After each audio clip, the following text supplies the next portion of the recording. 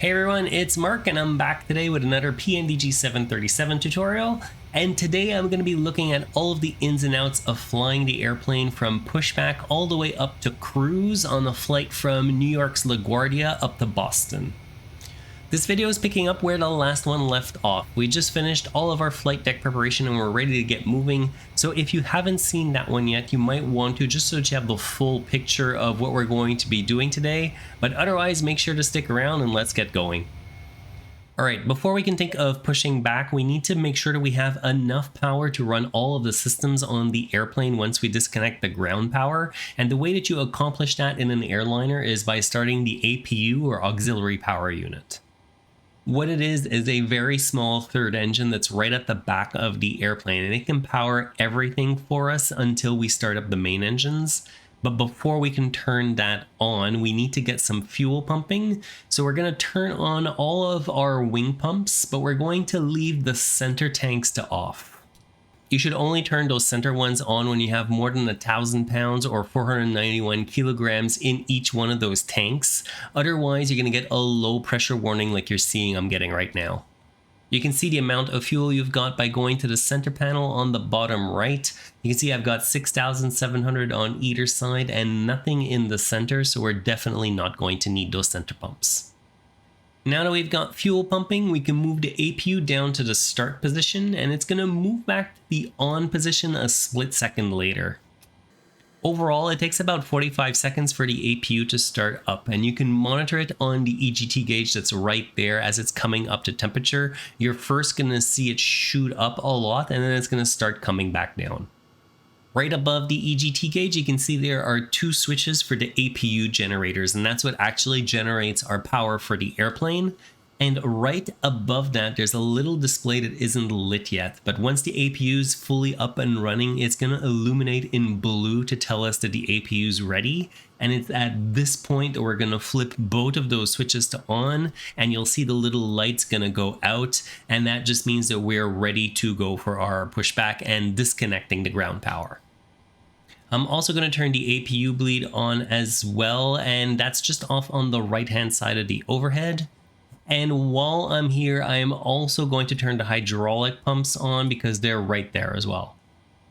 You've probably noticed by now that there is a lot of switch flipping when it comes to flying a Boeing, and one easy trick to remember if something is on or not just by having a glance at it is that when a switch is forward, it means it's going to be on, and if the switch is pointing backwards, it's going to be off.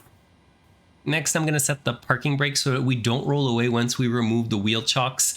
And to do that, you've got to first depress the brakes fully and then pull on the parking brake handle.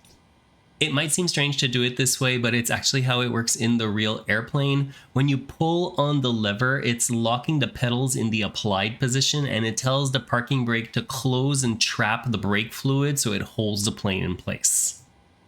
Alright, for pushback, we're going to go into menu, FS actions, and first we'll go into ground services, and you'll want to go through all of the pages here and release anything that's connected to the airplane. In my case, it's just the GPU card and the wheel chocks, but you might have extra stuff if you decide to bring other services up to the plane. I'm going to go back up one level now, and I'm going to go into doors just to make sure that everything is closed off. You wouldn't want to take off with a door open. And since that's all set properly, I'm going to go back up one level again, and this time I'll go into the pushback menu. First, I'm going to select my tug at the bottom and just click where it says none right there. It'll change it to TPX 200. And we have the option of choosing now which direction we want the pushback to go. It can either be a straight pushback, left or right, or self-drive. Which one you pick is going to depend on what gate you're at, but in my case, I'm going to choose standard left, which means the nose is going to go to the right. And there are a couple of other settings that you can tweak on the screen, but generally I find the default settings work fine. So all you've got to do once you've chosen your type of pushback is press the start button. A couple seconds later, you're going to hear the ground crew start talking to the flight deck, and they're going to ask you to disconnect the parking brake, which if you just try and flip the switch, it's not going to work. What you've actually got to do is press the brakes in fully and just let go of them and they'll release. While we're waiting for Pushback, I want to remind you to hit the like button if you haven't already, and think about subscribing as well. I publish a new video every 2 weeks with tips, tricks, and tutorials for Microsoft Flight Sim, and your likes and subscribes are what keep the channel growing. If you're using the left, right, or straight back pushback, it's going to stop automatically once it reaches the predetermined spot. And at that point, you can put the parking brake back to on, and it's going to automatically disconnect the tug for you and send it away. You don't need to do anything else in the FMC. You just have to be a little bit patient. We're going to go back to the overhead now to start the engines, and our fuel, our hydraulic, and electrical pumps are all already on. The probe heat isn't on yet, so I'll make sure to turn that on. And I'm also going to turn the window heat on as well. Even though we're not going to be in icing conditions today, I just like turning it on just to keep the flow the same from flight to flight. Let's get those engines running now. We're going to start by flipping the right engine to the ground position. And shortly after that, you're going to see the N2% is going to start climbing on the engine display. You're watching for it to get to about 25%, at which point you can turn the fuel valve that's just below the throttle to on. If nothing happens when you switch the engine starter to on, you likely forgot one of a couple of things. Start by checking your fuel pumps, your hydraulic pumps, and your electrical pumps, but most importantly, check that the APU bleed switch is on as well. That's probably the #1 culprit when it comes to engines not wanting to start. On the center display, you can see in yellow that the start valve is open, and you'll note that the engine is fully up and running once that light extinguishes itself, and the N1% should be at around 20%, and your EGT should be about 400. Engine 2 is now ready since the starter just turned off, and I can repeat the same process for engine 1. I'm going to set it to the ground position. And again, I'm going to wait for the N2 to get to about 25% before I turn the fuel valve to on, although you could really do this at any point and it'll be fine anyways.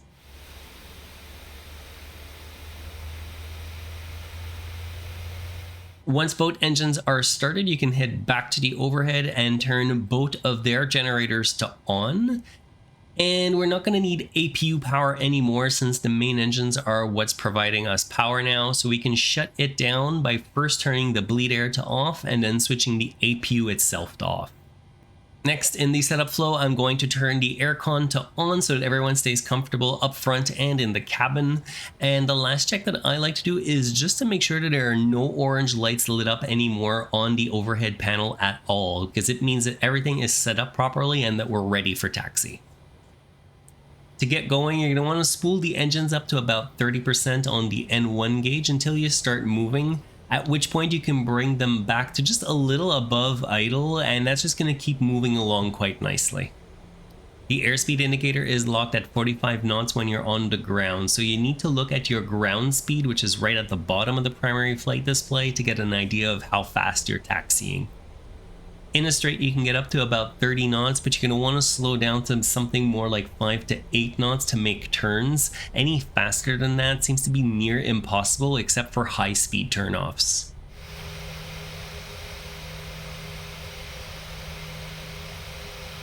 Alright, I just pulled up to the hold short line and I'm going to set my parking brake again so that I can do a couple of pre-takeoff checks. The flaps need to be set to 5, which is what we programmed in the FMC. I extended them as I was taxiing out to the runway, but you can do it now if you haven't already. The anti-skid or auto brakes should be set to RTO in the case we have a rejected takeoff. That's going to apply the brakes automatically for us if the throttles go to idle and we're above 88 knots. I always double check that the auto throttle is still on as well. I'm not sure why, but on some occasions it seems to turn itself off as I'm taxiing to the runway. So it's always good to double check that one because you don't want to find that out once you're in the air.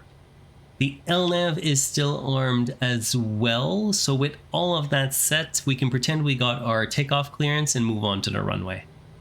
The last thing that I do as I'm taxiing onto the runway is just blip the throttles to almost full just for a second to be able to do a configuration check. If anything isn't set correctly, like the flaps or the speed brakes or anything else, you're gonna hear some beeping in the cockpit, and that's a sign that you should probably take just 1 second to figure out what's wrong. If you're on a short runway with an 800 or a 900 series, you're going to want to make sure to leave as much runway in front of you as possible. So don't follow those yellow taxi lines if they're there. Just keep going straight onto the runway, and just as you're coming up on the middle of the runway, you can start turning to align yourself with the center line. When you're ready to go, bring the throttles to about 40% for a second or two just so they can equalize, and then you can advance them all the way to full.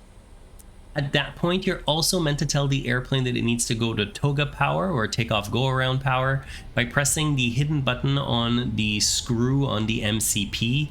And that button's normally on the throttles, it's just been put here for convenience. Because we didn't derate the engines at all, you should get up to speed pretty quickly, and once you hear a call out to rotate, you can start slowly pulling back on the stick. And you're going to want to do this really slow, especially at the start, because it's very easy to tail strike the 737 since it's so low to the ground. The gear can come up when you've got a positive rate of climb, and now things are going to get really busy because you effectively have to do two things at once on top of flying the airplane.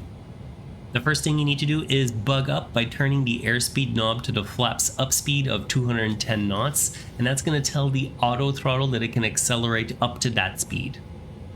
You're also meant to bring the flaps up as the plane's accelerating. Once you get to the green one on the airspeed indicator, you're going to want to be at flaps 1. And once you get to the up speed, you're going to want to have them completely up. Although, even if you don't do this perfectly, it'll be alright. I don't have the autopilot on yet because this departure is a ton of fun to fly by hand because it's got that tight climbing left-hand turn to avoid conflicting traffic with JFK, which is just off of our wing.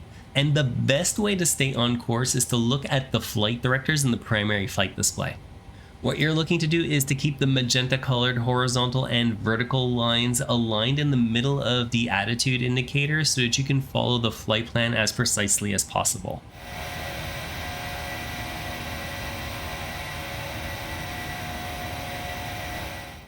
I'm about to settle into the climb now, so I'll turn the autopilot on and tell the airplane it can accelerate up to 250 knots since we're still below 10,000 feet. And I'm just going to show you a couple of things that are going on with the airplane now that I've done that. The active modes of the autopilot are always shown right at the top in green, and usually you're going to have one value being shown for what the engine is doing, another for your lateral mode, and a last one for your vertical mode. You don't need to worry too much about the N1 engine mode, but you can see that we're in LNAV for our lateral navigation, and that just matches what we have set on the MCP, so it makes sense, and it just means that we're going to follow our flight plan left and right all the way to our destination. Our vertical mode says that we're in MCP speed, and that just means that we're in control of our vertical path by twisting the airspeed knob on the MCP to whatever value that we want. That might seem a little bit counterintuitive, but the reason it's like that is that once I turned the autopilot on, it enabled level change mode.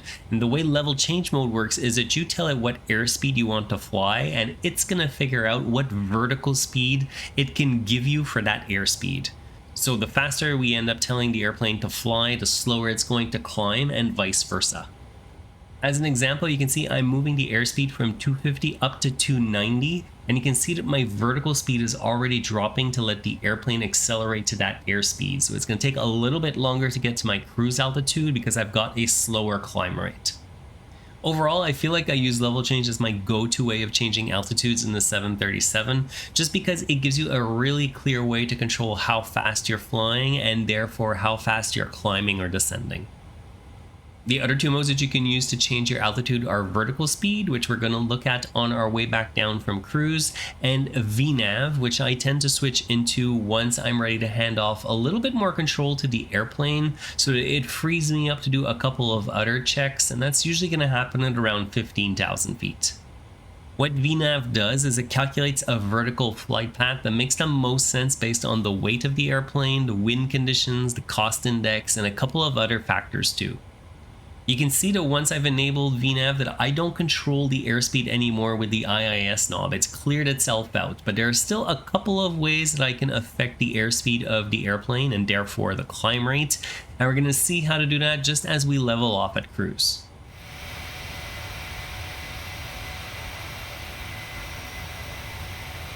A lot of what VNav does, like calculating the top of climb or the top of descent, is going to be based on the airspeed of the airplane. And although it does remove a lot of the decision making for you, you can still tweak that in a couple of ways and force it to recalculate the profile at any point. The first way to do that is meant for short-term changes. For example, if ATC asks you to slow down for a couple of minutes for spacing, you can just press the speed intervent button, and that's going to re-enable the IIS knob again. If I make a change to the airspeed here, it's going to be reflected in the primary flight display, and the airplane is going to adjust itself to respect that new airspeed. And if it's a little bit easier when you're at cruise, you can even swap it into Mach mode if you prefer by just pressing on the button that's right below the IIS knob. Once you're done with speed intervent and you just want to hand over control back to the airplane to go back to its original target speed, you can clear it by pressing the speed intervent button a second time, and the plane's just going to reset itself to whatever it was set before. The other option, which is the better way to go if you need to change your speed for a longer segment of your flight, say for the rest of your cruise, is to go to the FMC, and from there you can go to either the climb, cruise, or descent pages depending on what phase of flight you're reached at. The target speed is the key point here. That's what the plane's using to know the speed that it should fly at and how it's calculating its climb and descent profiles, and you can manipulate it by just entering a different value into the scratch pad and replacing the target speed.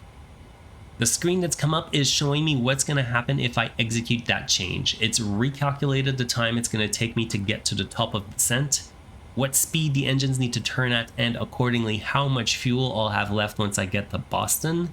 And lastly, it's showing and using the actual wind that the plane's currently experiencing to make its calculations. Once I executed that change, you can see that the speed that's set in the primary flight display now matches the 0.72 that I entered in the FMC, and it's also starting to roll back the engine power so that we can slow down to get to that new airspeed. Even with something like VNav that makes it super easy to know when you need to start descending, there's still a little bit of planning that needs to be done to do a proper descent approach and landing. But unfortunately, we're only going to be covering that in the next video in this series since we've already covered a ton today. So I'm going to ask you on your way out to please make sure to hit the like button and make sure that you're subscribed so you get the last part of this series.